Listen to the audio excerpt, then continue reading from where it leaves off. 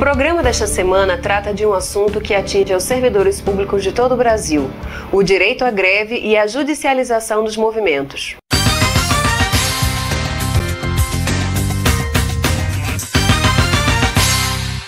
O movimento sindical sempre cumpriu um importante papel na defesa dos direitos da classe trabalhadora brasileira e na defesa da prestação de serviços públicos de qualidade. A judicialização da greve impede o direito individual de exercício coletivo na tentativa de melhorar as condições de trabalho e salariais. O processo de criminalização do movimento sindical será enfrentado de forma veemente pelo conjunto dos trabalhadores em greve e pela classe trabalhadora, além das centrais sindicais que não perderam caráter classista e autônomo em relação aos governos. Ao invés do governo atentar e resolver o problema da educação, como aconteceu agora aqui no Rio Grande do Norte, ele solicitou à Procuradoria que pedisse a ilegalidade da greve na Justiça. E os corregedores também, por irresponsabilidade, disseram ou determinaram a ilegalidade da greve dos professores. Por que eles fizeram isso? Segundo eles, porque a greve estava abusiva. Eles não disseram isso na sentença, mas eles discutiram isso durante o julgamento da greve. E, infelizmente, os corregedores, a justiça, através desses corregedores, eles derrubaram a educação do Rio Grande do Norte. Na minha concepção, é a educação do Rio Grande do Norte, que já não é boa, do Brasil todo não é boa, e do Rio Grande do Norte as consequências são piores. Eu não entendo que num estado ou numa cidade onde um professor consegue ganhar menos do que um gari, a justiça tinha que ter um papel mais eficiente em relação a isso. Que falta no governo é querer. Poder ele tem, querer ele não tem. Mas eu também acredito que o governo não faz isso porque ele não pode. Ele é mandado pelo capital. Nós, da Central Sindical Popular com Lutas, entendemos que é um ataque à classe trabalhadora, né? Entendemos que a postura de retaliar, cortando ponto, assediando os servidores para não participarem da luta por seus direitos, no nosso entender, seja as chefias imediatas utilizando o assédio, seja utilizando o próprio governo utilizando o poder judiciário para tentar imprimir uma retaliação ao movimento sindical. Isso é um ataque aos trabalhadores de uma forma em geral, não somente aos servidores que estão em greve. E no segundo semestre agora a gente está tentando consolidar isso tudo em uma marcha em Brasília. Vai ocorrer uma marcha em Brasília, agora dia 24. Mas essa marcha não se resume apenas à marcha, tem uma jornada de atividades e a gente tenta reverter essa situação através da luta direta. Porque não adianta acreditar que não seja através da luta direta e puxar uma greve geral. É importante que os trabalhadores, os servidores agora comecem a pensar nisso, dado que o governo vem atacar ainda mais os trabalhadores e o serviço público, né? A greve é um instrumento da última instância quando falta o diálogo. E, lamentavelmente, os governos,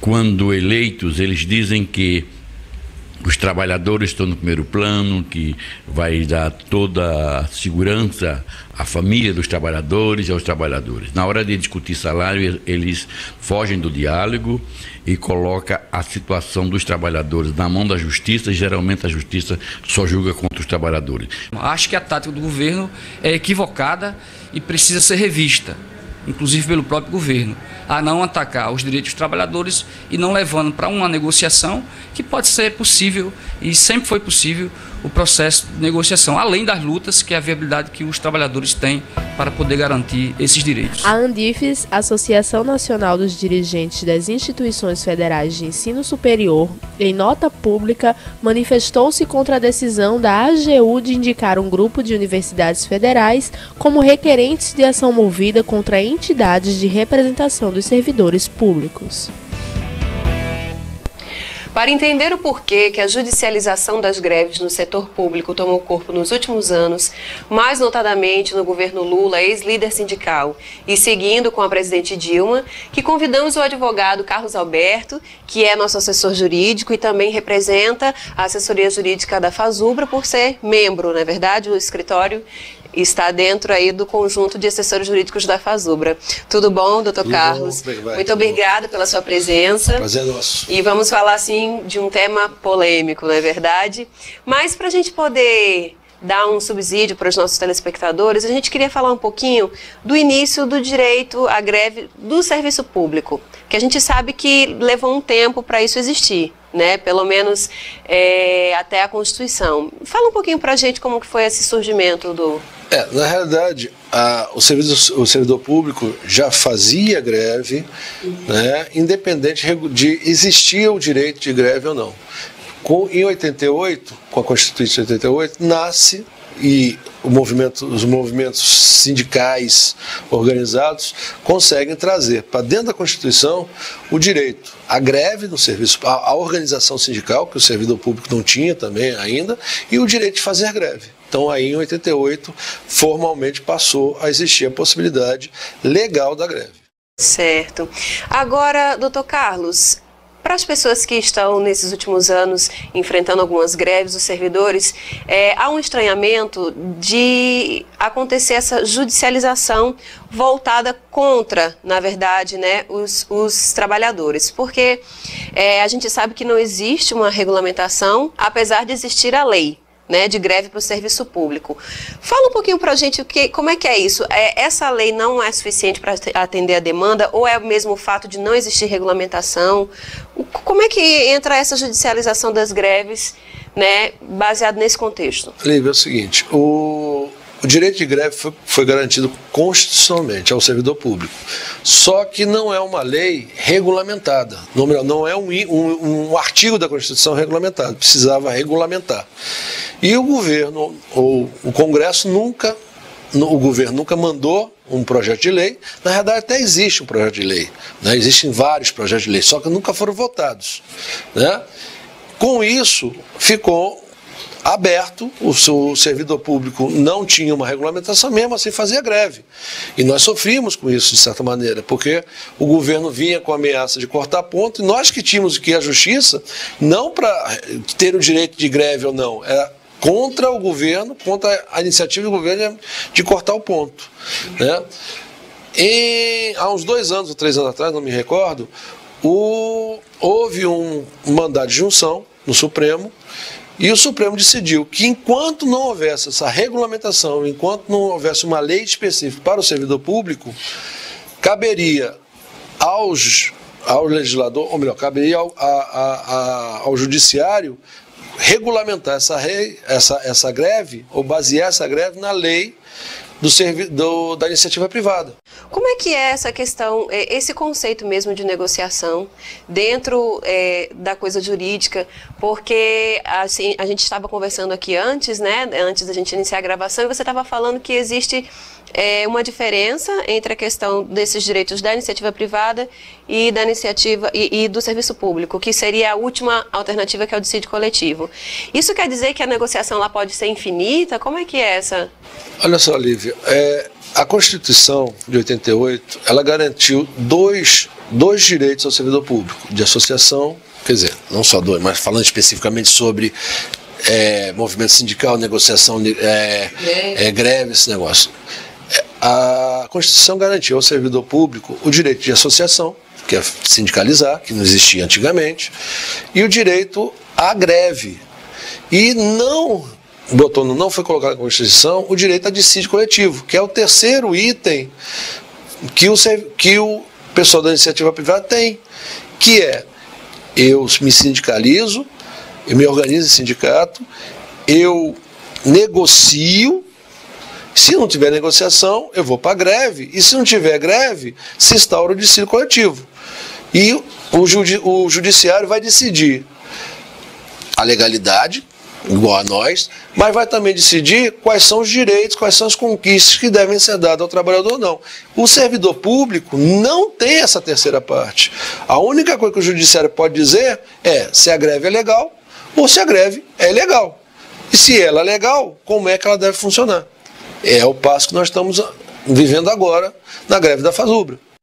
Foi uma surpresa também, nesses 30 anos de Fazubra, enfrentar pela primeira vez uma ação contra uma greve, né? Na verdade, até então não havia acontecido desta maneira.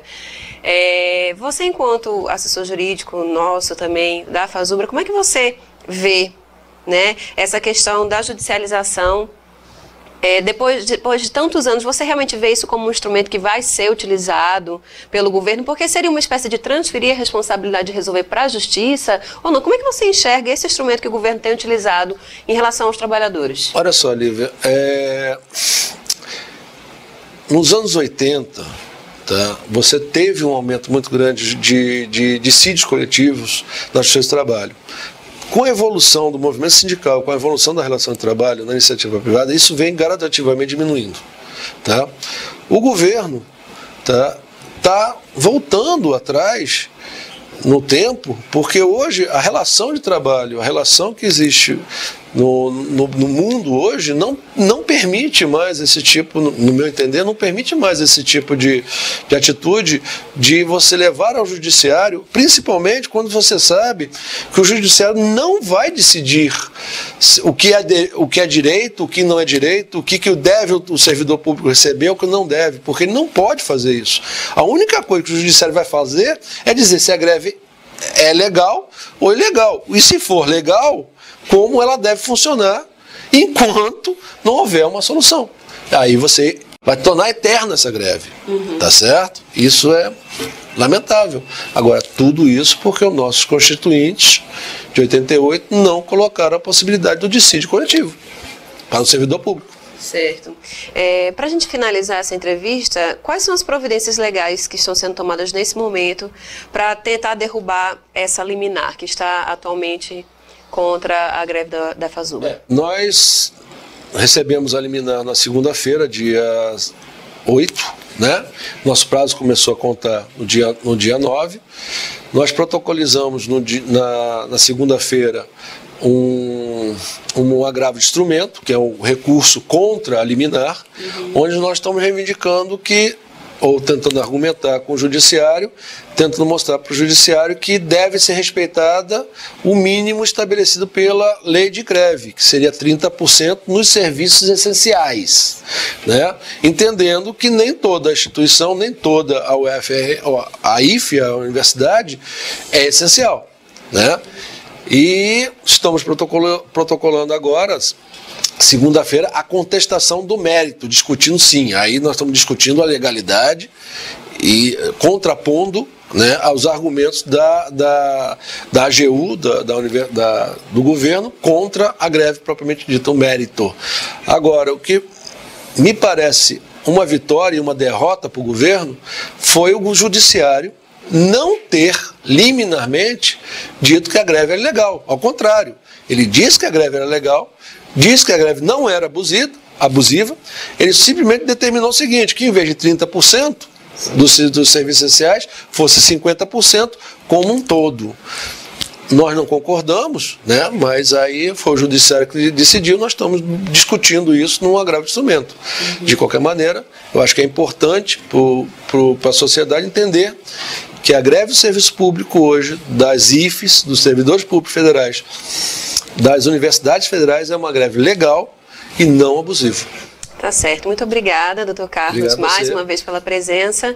E a gente agradece por mais um programa que você assistiu. Até a próxima terça-feira.